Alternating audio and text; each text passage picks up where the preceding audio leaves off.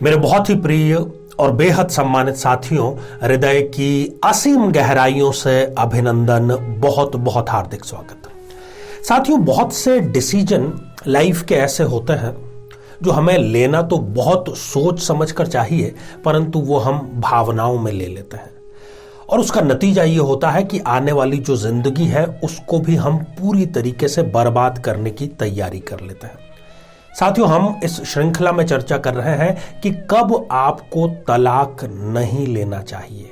क्यों नहीं लेना चाहिए? भाई, आप कहेंगे कि मेरा जीवन है, मुझे ये जीवन यदि नर्क लग रहा है तो मुझे उसमें से निकलने की पूरी आजादी है, परंतु ऐसा बिल्कुल भी नहीं है। साथियों, आपको केवल वर्तमान नजर आता है और ज्योतिष के माध्यम से आप भविष्य के दर्शन कर सकते हैं। हो सकता है कि आज जो आपको बुरा लग रहा है उसका कंपेयर आप आने वाले कल से करें।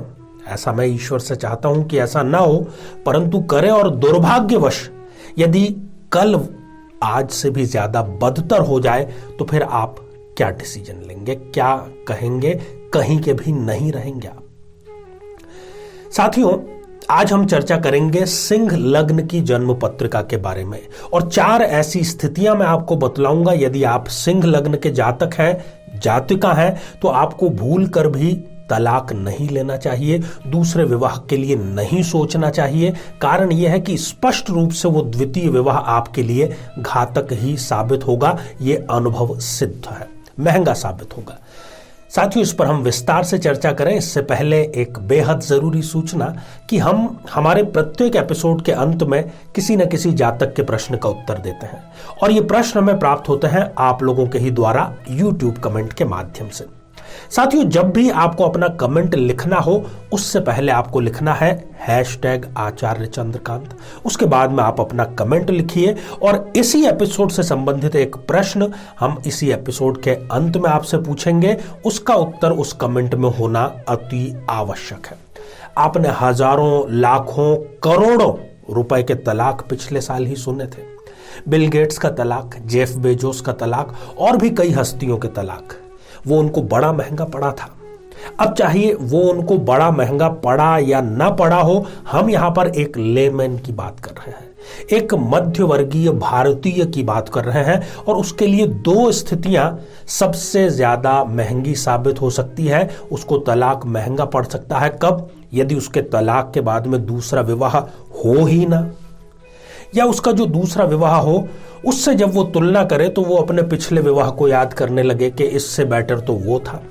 तो ऐसी स्थितियां कब कब आती है, सिंह लग्न की आज हम चर्चा करेंगे।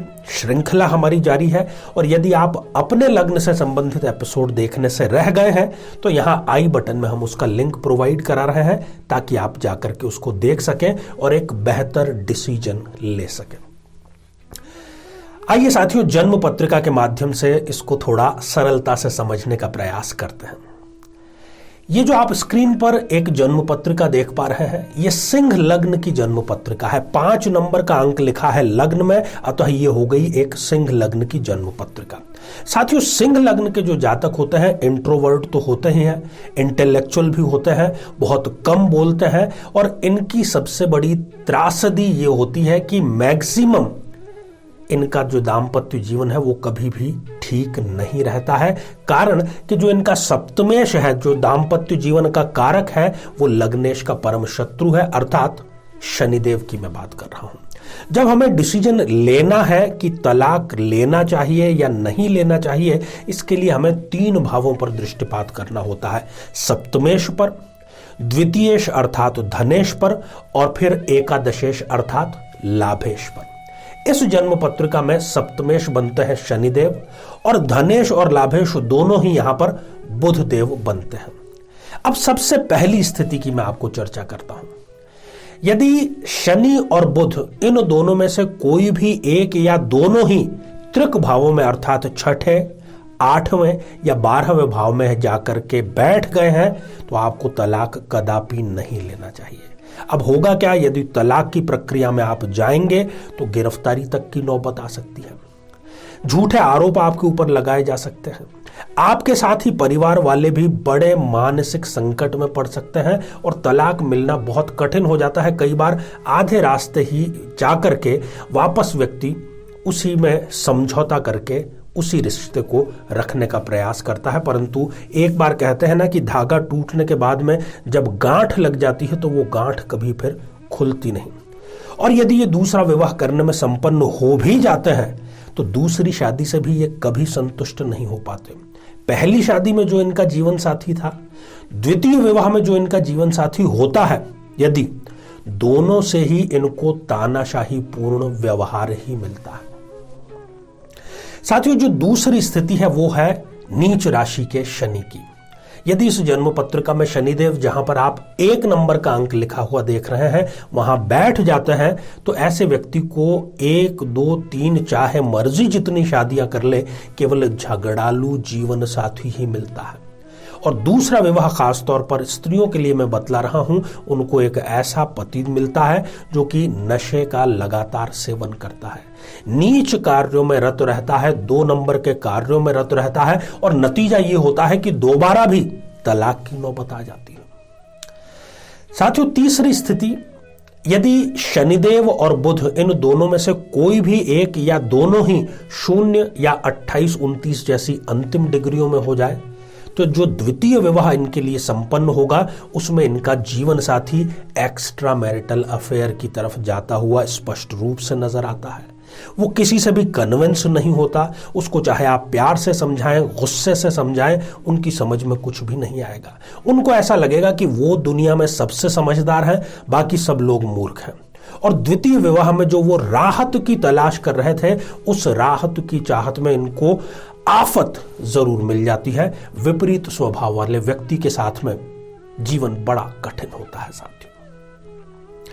साथियों, चौथी और अंतिम स्थिति, यदि शनिदेव इस जन्म पत्रिका में अस्त अवस्था में है, अर्थात सूर्य के साथ में युति करके वो विराजमान हो जाए, तो वो वैसे तो दूसरी शादी होने ही नहीं देते, चाहे पहला तलाक हो जाए, उसके बावजूद भी आसानी से दूसरी शादी नहीं होने देते।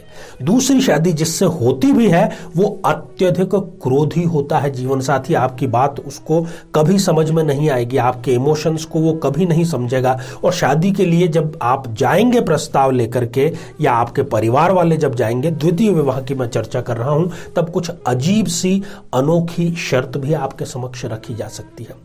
और जीवन भर आप उस जीवन साथी का व्यक्तित्व समझ ही नहीं पाएंगे, क्योंकि वो दोहरा व्यक्तित्व लेकर के चलता है। कब वो सच बोल रहा है, कब वो झूठ बोल रहा है, आपकी समझ से ये सारी चीजें परे होगी। अब साथियों, एक बहुत महत्वपूर्ण बात मैं समझता हूं, क्योंकि मैं रोजाना कई लोगों से मिलता हूं और कई सालों से ये सिलसिला चल रहा है।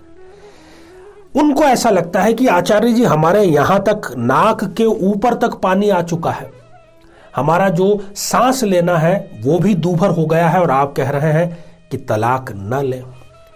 देखिए, मैं यहां पर शास्त्रीय बातें आपको बतला रहा हूं, और जो चारों पॉइंट है वो एकदम खरे हैं, सत्य की कसौटी पर, उसमें कोई दो राय नहीं है। फिर भी यदि आपको लगता है तो आप किसी विद्वान की सलाह जरूर लें और उसके द्वारा बतलाए गए कोई उपाय जरूर करें। प्राइमा फेसी और बहुत आसानी से तलाक के लिए ना जाए। आइए साथियों, अब हम बढ़ते हैं आज के हमारे कमेंट के चरण की ओर। आज हमने कमेंट शामिल किया है नवीन बोहरा जी का, जो कि उन्होंने लिखा है चंपावत उत्तराखंड से। आपने पूछा है कि क्या आपके सरकारी नौकरी का योग जन्म पत्रिका में है? बिल्कुल है, 1000% है। रूचक योग बना रहे हैं स्वयं मंगलदेव, पंच महापुरुषों में से एक योग है, और आपके ये सुख भाव में ही निर्मित हो रहा है। नियमित रूप से आप सुंदरकांड का पाठ करें। अक्टूबर 2023 से पहले पहले आपको सरकारी नौकरी अवश्य मिल जाएगी। अपनी मेहनत में किसी प्रकार की कमी मत रखिएगा। तो साथियों, अब आज का बेहद ही आसान सा प्रश्न। आज हमने चर्चा की सिंह लग्न की, चर्चा की 4 ऐसे बिंदुओं की जो आपको यदि जन्म पत्रिका में है तो तलाक कभी भी नहीं लेना चाहिए। तो सिंह लग्न में लग्नेश कौन सा ग्रह होता है? साथियों, आप सभी स्वस्थ, समृद्ध और शांतिपूर्वक जीवन व्यतीत करें। नमस्कार। जीवन में किसी समस्या का सामना कर रहे हैं, जैसे कि शादी में देरी होना, पति पत्नी में मनमुटाव या तलाक तक की नौबत आ जाना, संतान का प्राप्त न हो पाना, नौकरी या धन प्राप्ति में बाधा आना, जीवन के प्रत्येक क्षेत्र में किसी न किसी प्रकार की बाधा आना, तो आज ही अपनी जन्म पत्रिका का संपूर्ण विश्लेषण करवाएं और पाएं समस्या से सदैव के लिए मुक्ति।